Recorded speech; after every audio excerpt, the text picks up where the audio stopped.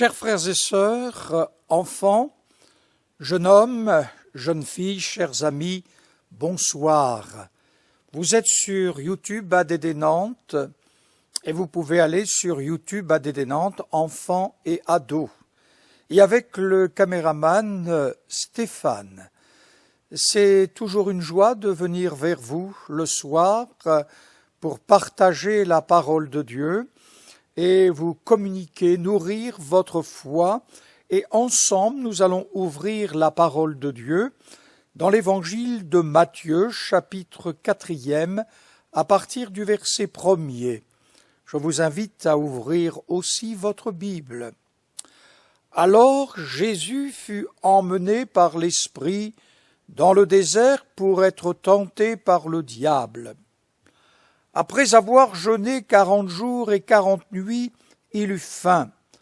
Le tentateur, s'étant approché, lui dit, « Si tu es fils de Dieu, ordonne que ces pierres deviennent des pains. » Jésus répondit, « Il est écrit, « L'homme ne vivra pas de pain seulement, mais de toute parole qui sort de la bouche de Dieu. » Oui, Jésus dit, « L'homme ne vivra pas de pain seulement, mais de toute parole qui sort de la bouche de Dieu. » Quelle est la source de la parole qui sort de la bouche de Dieu? Dans l'évangile de Matthieu, chapitre 15, verset 18, Jésus dit, « Ce qui sort de la bouche vient du cœur, et ce qui sort de la bouche de Dieu vient du cœur de Dieu. » C'est l'ouverture de la source de la parole. La source qui sort de ma bouche, dit Dieu, c'est la parole de Dieu.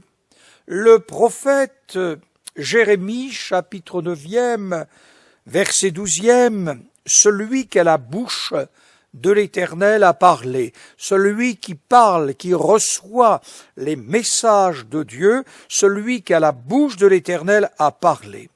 C'est ce que Jésus répondit au diable, celui qui a la bouche de l'Éternel a parlé, car ce qui sort de ma bouche, dit Dieu, c'est la parole de Dieu. Avant tout, prenons garde, comme le dit la Bible, à ce que tu penses au fond de toi-même, car ta vie en dépend. Dans l'évangile de Matthieu, chapitre 12, versets 34 et 35, car c'est de l'abondance du cœur que la bouche parle, car la parole dépend de ce qui remplit le cœur. C'est le trop-plein qui, en réalité, nous fait sortir et jaillir de nos lèvres. L'homme foncièrement bon sort de bonnes choses, d'un fond qui est bon, mais que celui qui est méchant sortira des méchancetés d'un fond qui est mauvais. Chaque chrétien, chaque homme est le gardien responsable de son propre cœur. Qu'il en soit rempli de bons trésors, soit rempli de mauvais trésors, ce qui sort de la bouche représente ce qui en fait le cœur d'une personne.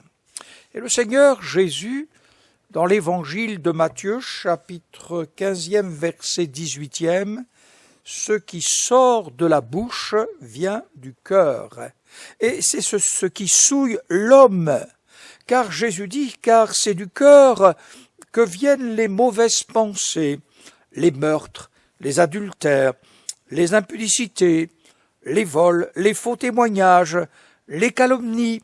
Voici les actes et les paroles qui sortent d'un cœur mauvais d'une personne. L'épître de Jacques, au chapitre 1er, verset 13 à 15, que personne, en présence de la tentation, ne disent « c'est Dieu qui me tente et me pousse à faire le mal ». Pourquoi? Parce que Dieu lui-même est inaccessible à la séduction du mal. Dieu, lui, ce qui sort de la bouche de l'homme vient du cœur. C'est ce qui souille l'homme. Et le cœur de l'homme est la source du mal. Dans l'évangile de Jean, chapitre 8e, verset 44e, Jésus dit « Le diable ne se tient pas dans la vérité, parce qu'il n'y a point de vérité en lui. Et lorsqu'il profère le mensonge, il parle de son propre fond, car il est menteur et le père du mensonge. Il n'en est pas de même de Jésus qui est la vérité, et vous ne me croyez point, dit Jésus. Mais Jésus, il est la vérité, et nous le croyons. Et Jésus va, d'un regard indigné sur son auditoire, va dire « Mais qui de vous me convaincra de péché ?» Aucun homme, aucune femme, personne ne peut avoir la prétention de dire à une période de sa vie « Qui me convaincra de péché ?» Qui pourrait le confondre et le convaincre d'un péché, soit d'une erreur ou d'un mensonge? Jésus leur lance ce défi en promenant les regards sur eux. Mais personne ne va briser le silence. Personne ne pouvait lui reprocher quoi que ce soit. Et la fin, l'évangile de Jean, chapitre 8e, verset 59e, là-dessus. Ils prirent des pierres pour les jeter contre lui, mais Jésus se cacha et il sortit du temple.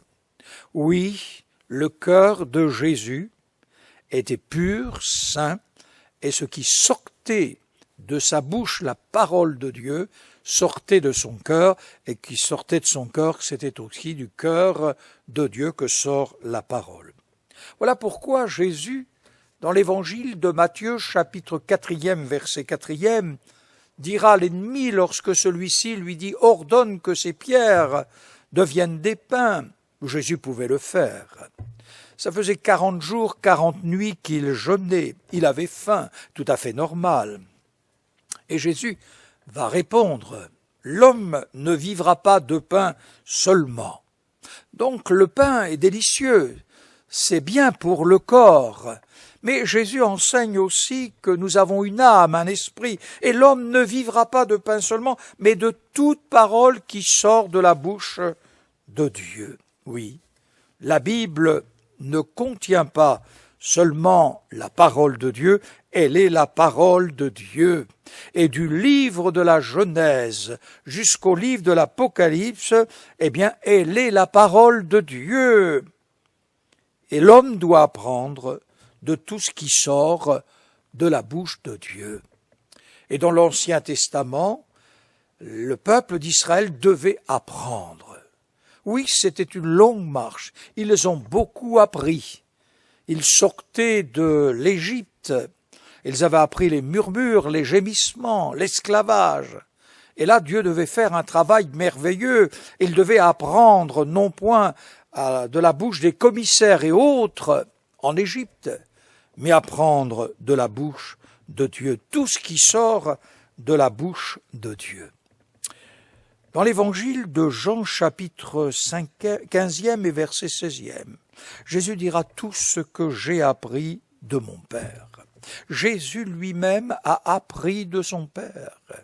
Quelle leçon! Jésus dira de ses disciples aussi, apprenez de moi.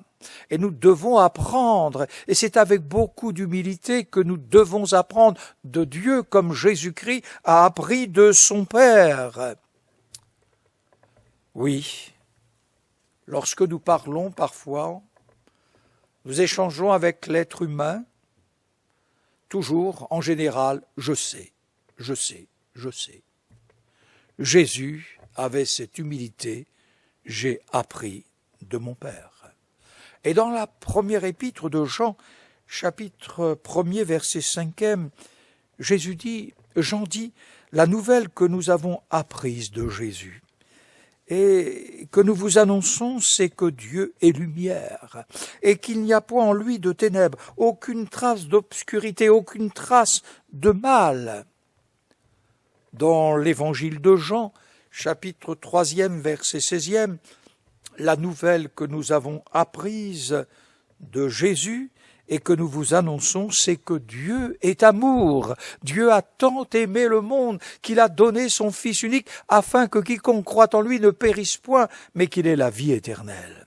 Oui, 4 siècles de silence. Il y avait un reste qui aimait Dieu, qui servait Dieu.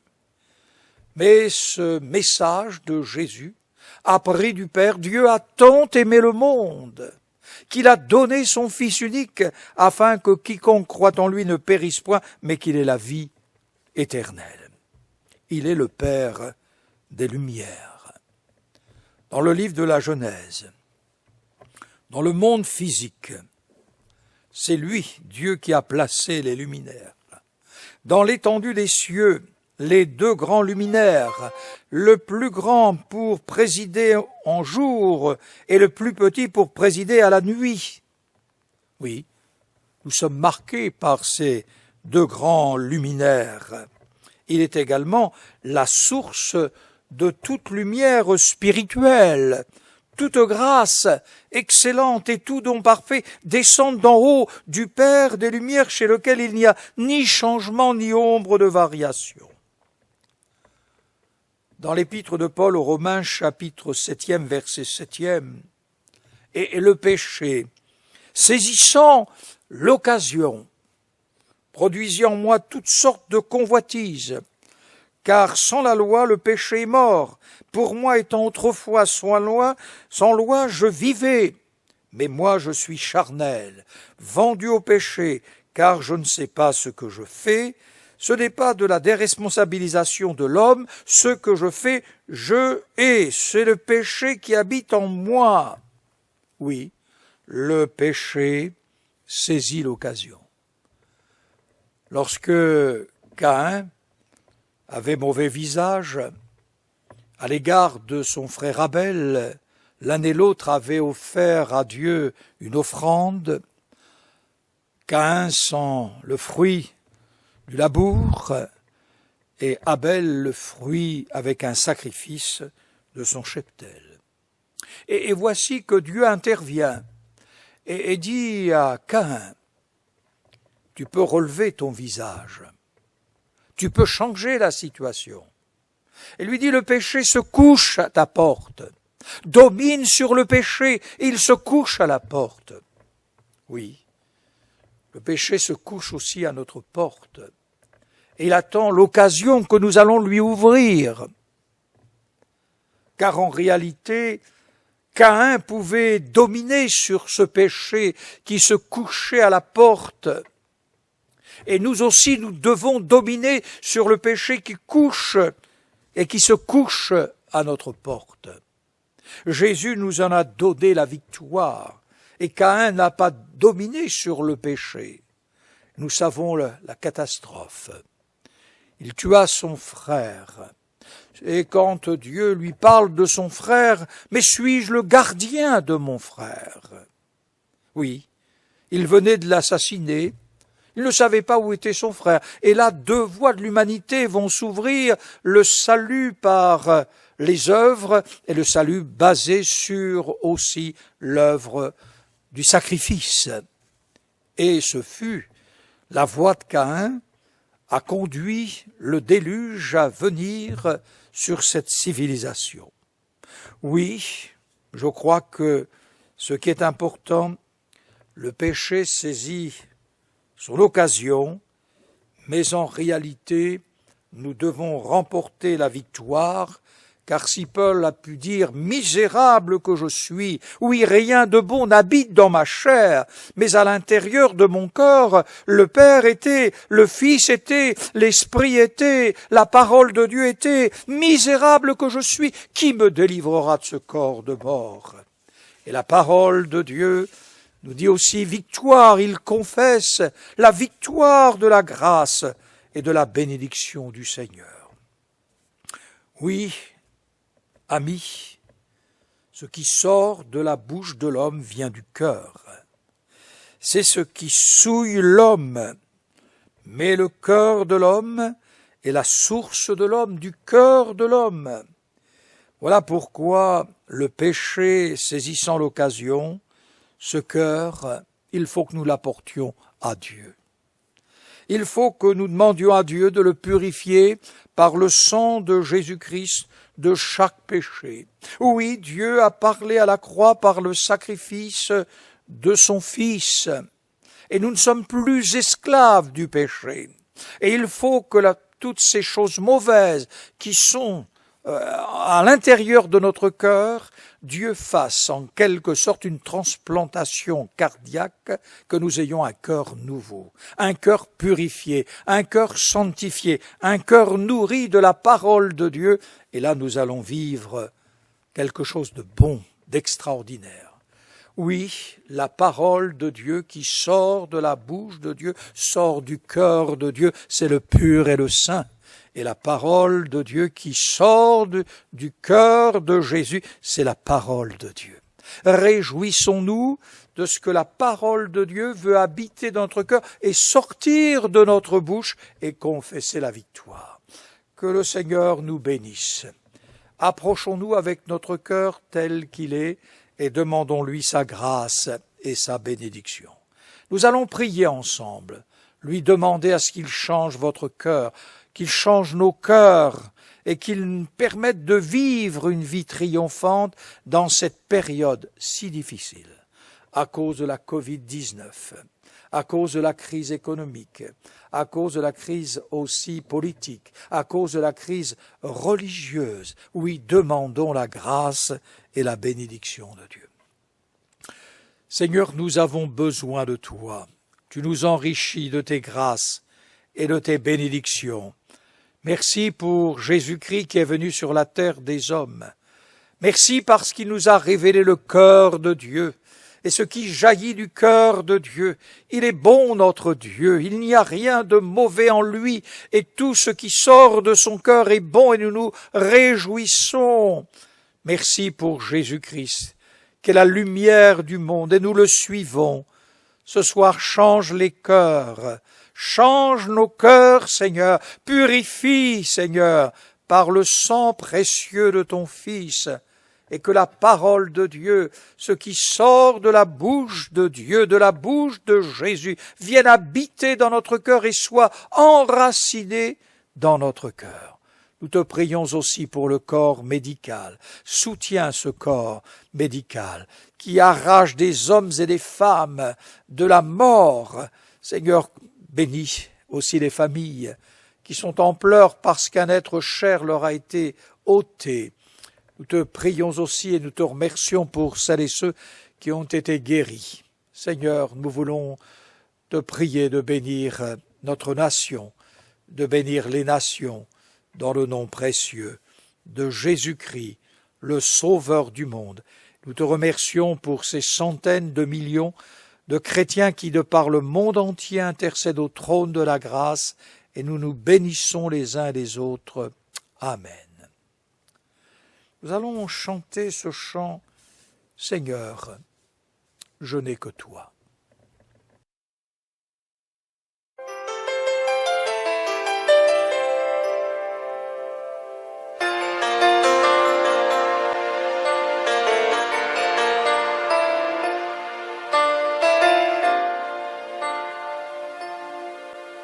Je n'ai que toi dans le ciel. Je ne désire rien d'autre que toi sur la terre. Si je suis faible et même si je tombe, Dieu est le soutien de mon cœur.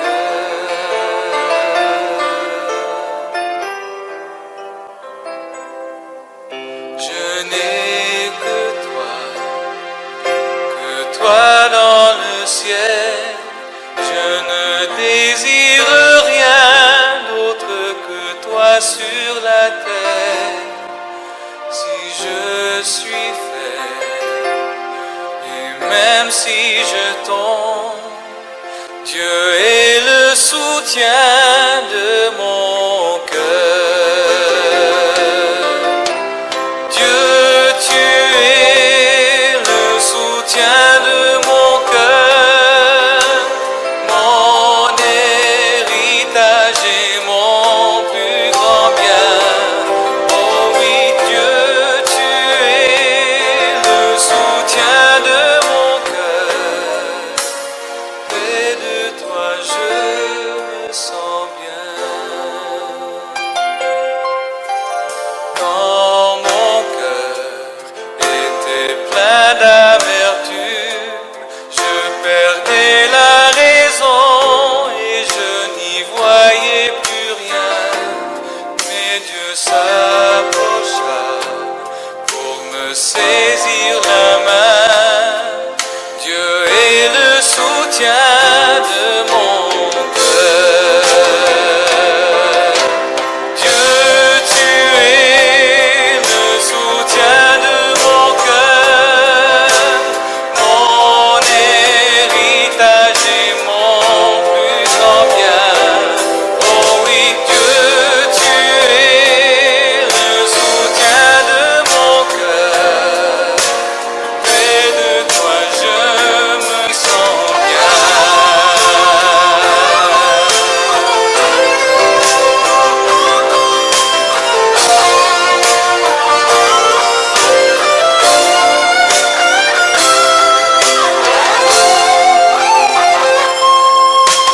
Dieu, tu es le soutien de mon cœur, mon héritage et mon plus grand bien. Oh oui, Dieu, tu es le soutien de mon cœur. Près de toi, je me sens bien. Oh oui, Dieu, tu es le soutien de mon cœur. Près de toi, je me sens bien. Près de toi, je me sens bien. Auprès de toi, je me sens bien.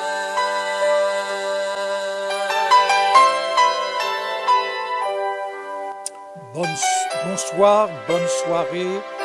Prenez soin de vous, prenez soin de votre vie spirituelle. À demain soir.